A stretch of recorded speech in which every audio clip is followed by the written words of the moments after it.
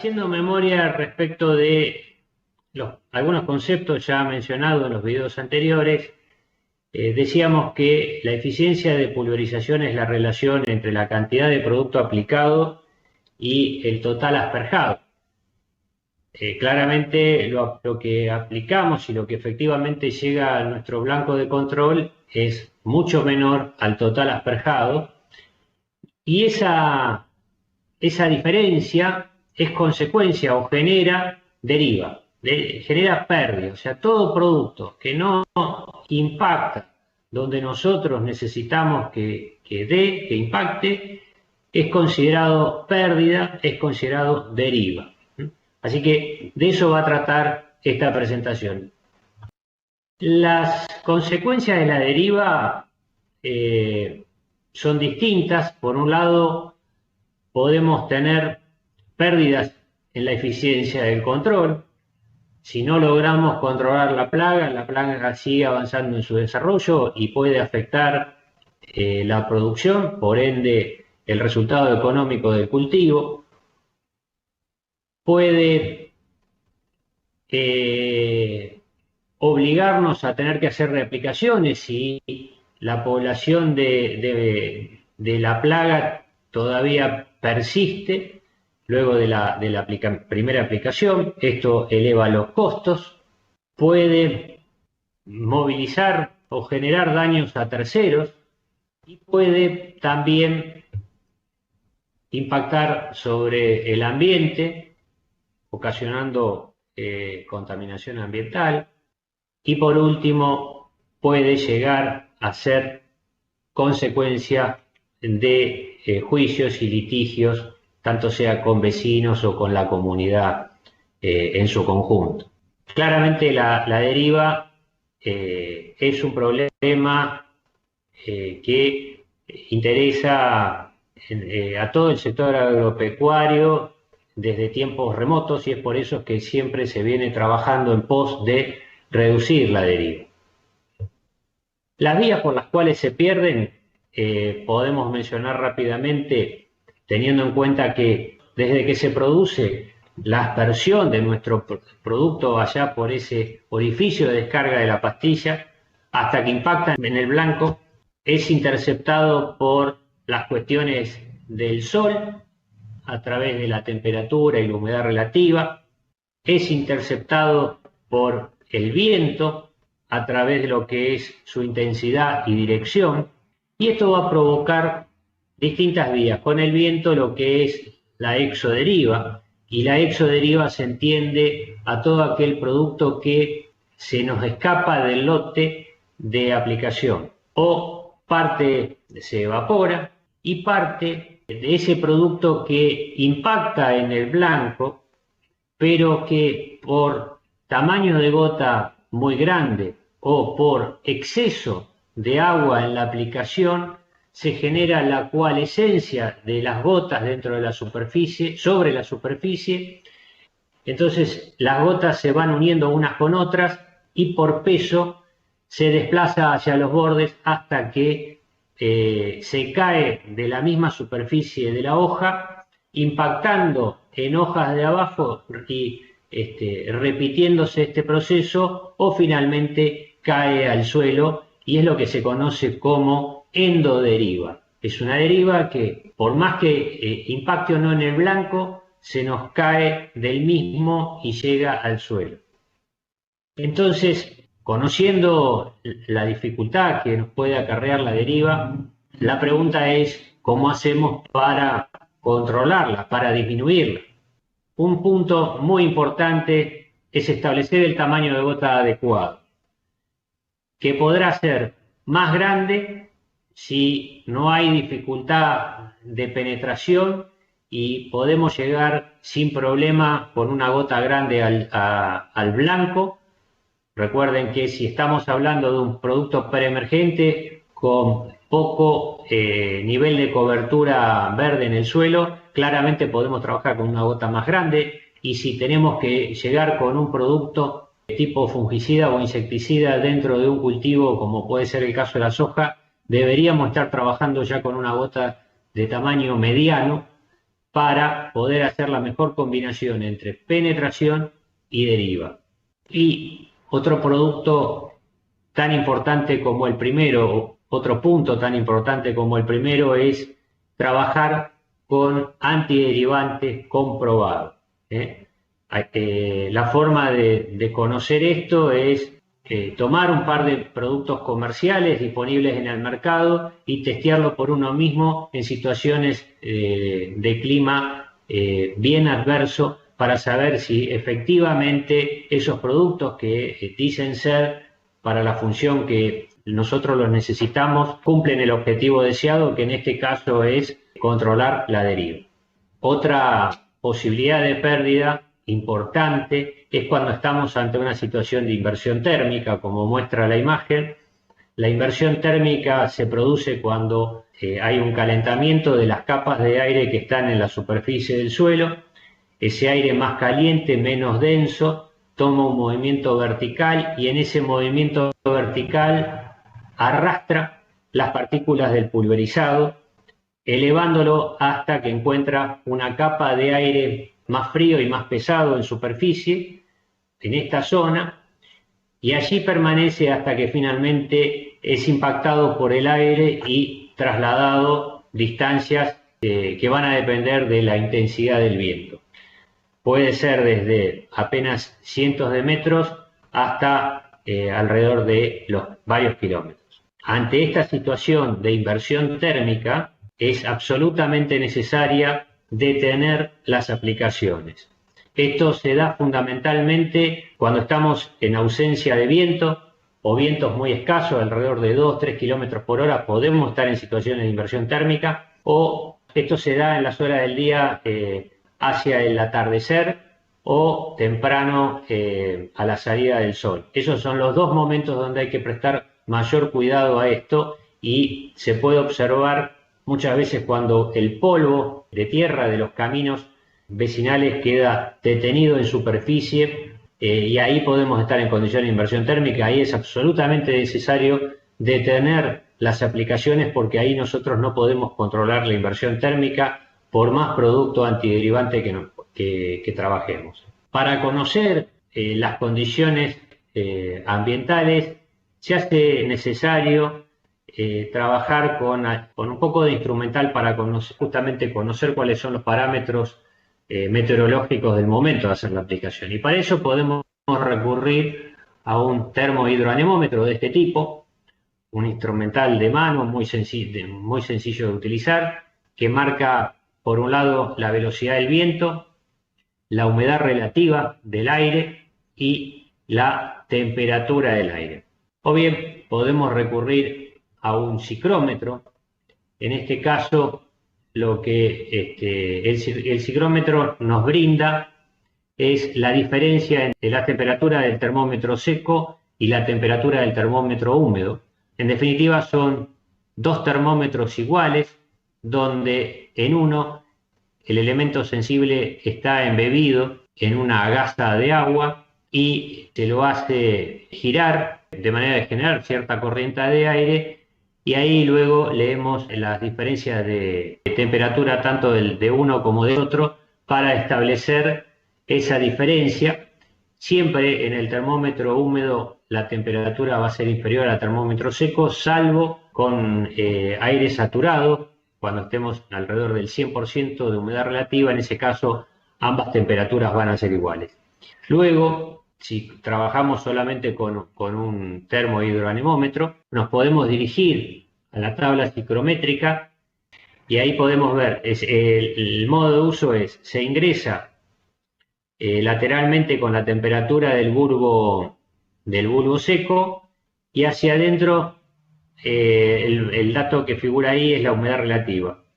Buscamos la humedad relativa que nosotros tenemos en ese momento del termohidroanemómetro y hacia arriba nos desplazamos y hacemos la lectura en este caso, de la diferencia de temperatura entre bulbo seco y bulbo húmedo. En este caso marca 8 grados.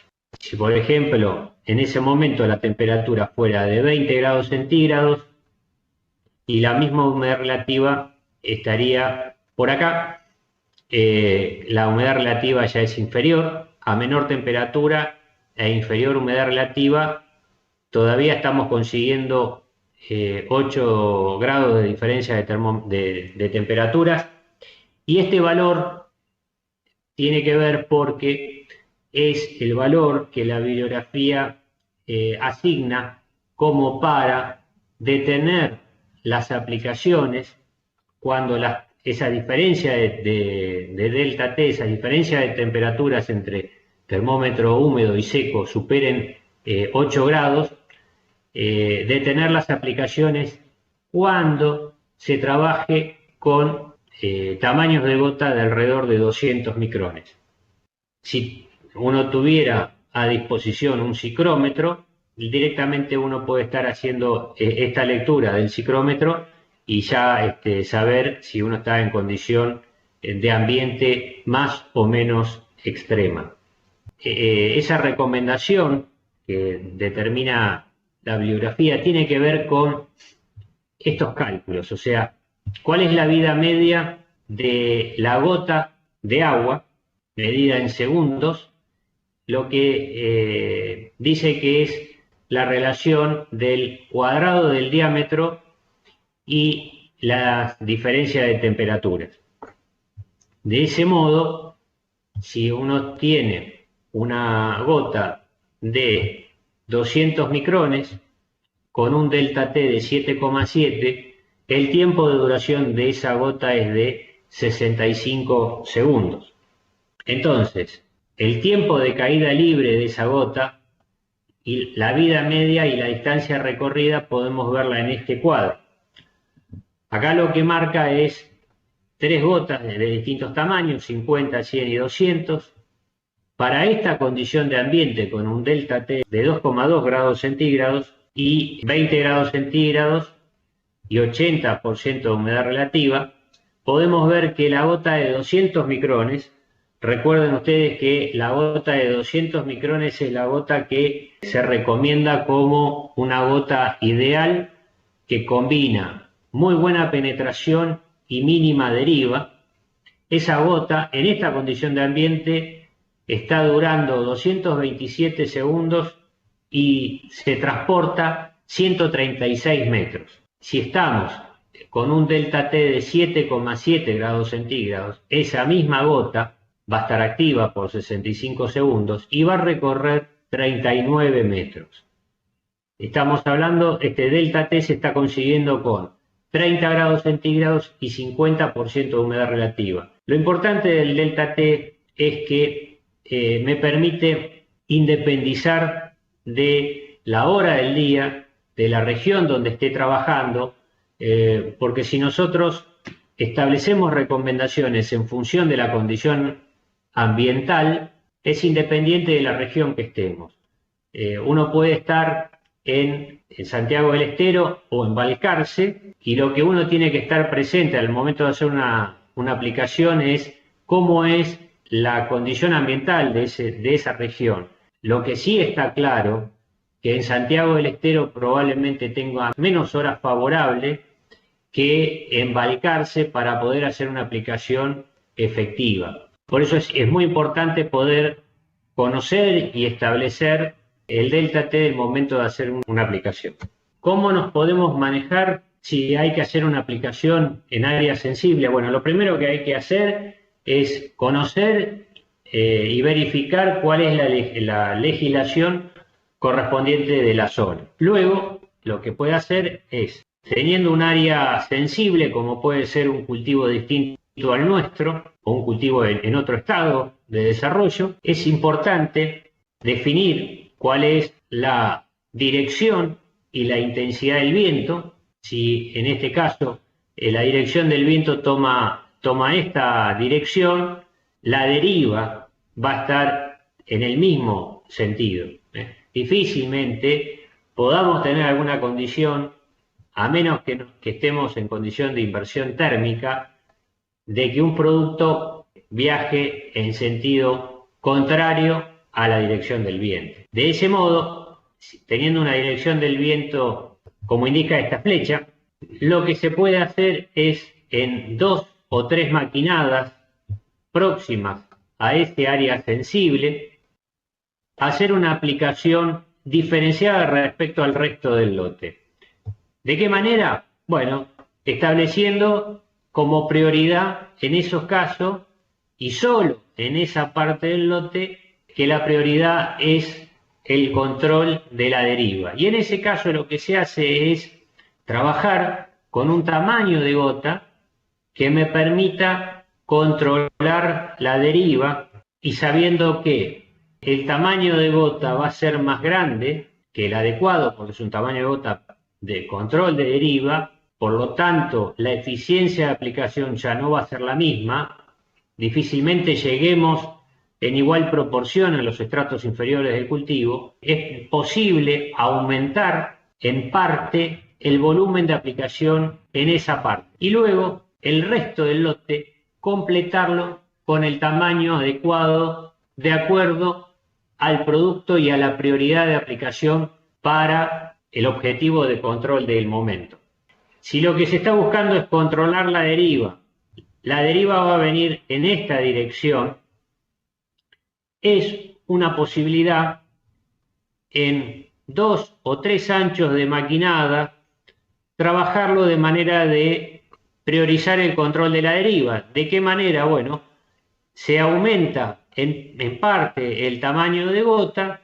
Como se aumenta el tamaño de gota, la calidad de aplicación va a ser menor. Lo que es conveniente ahí es aumentar también el volumen de aplicación. Y el resto del lote, trabajarlo con el tamaño adecuado de acuerdo al producto y al objetivo de aplicación.